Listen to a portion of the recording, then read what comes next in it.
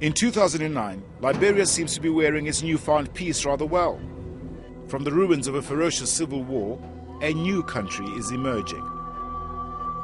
Liberia was founded in 1847 when former slaves sailed from the United States to settle here.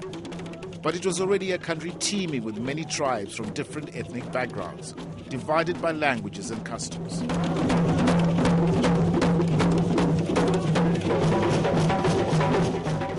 Liberia may have forsaken war, but has war finally forsaken Liberia? It's been, 5 years since the war ended? Yep. What do you see? Well, I see tremendous hope. I see hope everywhere. Lots of potential. And I think that anybody who really looks at Liberia and looks at it hard can see that as well. If you talk to, there's lots of issues. There's issues with unemployment. There's issues with youth who are angry. There's issues with youth who didn't get counseling. There's still issue with corruption, etc. But beyond all that, those are marginal compared to the amount of hope that I think exists for Liberia and the potential that exists for Liberia. To really change Liberian women's life, you have to do a program that combines everything. And the people that you're helping, do you give them money or do you give them a means to? Well, it's both. With all of our programs, what we've done is we've gone into the communities, we've talked to the people, we've found out what they need to be successful.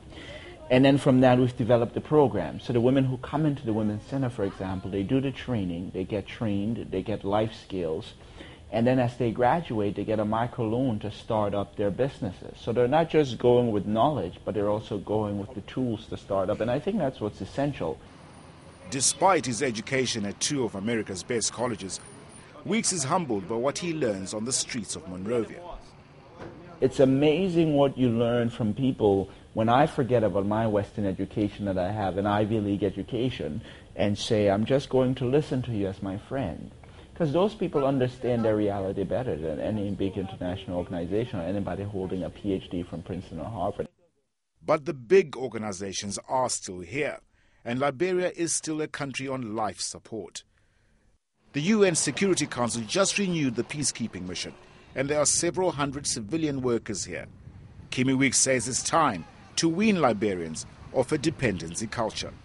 I remember when the war first ended, for many, many years. I mean, immediately after the war, we started to get relief rations. We were happy because we didn't have food. But that started to drag on for months, then years. And all Liberians started to say, listen, we don't want to be receiving food handouts. Gave us the tools to go plant food, gave us the opportunity to feed ourselves.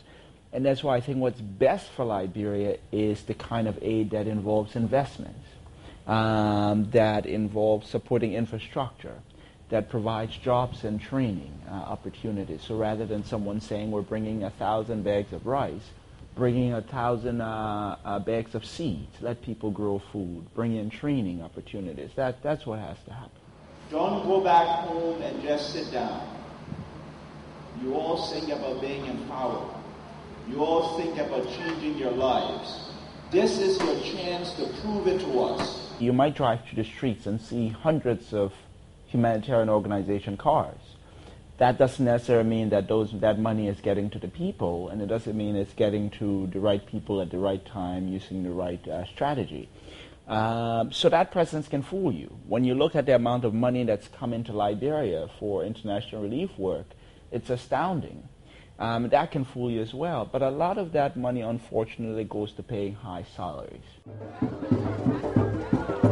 I know many aid workers who've come in who hate being in Liberia, who are here just because of the money, and they'll say it, they hate it.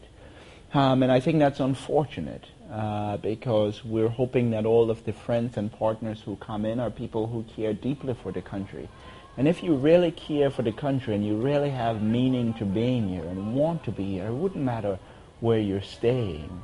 It'll be, your reward would be the sense of seeing change happen, being a part of this transformation. That's why I love being in Liberia. I'm a part of a transformation. I'll be able to say to my kids down the road, I was in Liberia when there was no hotels.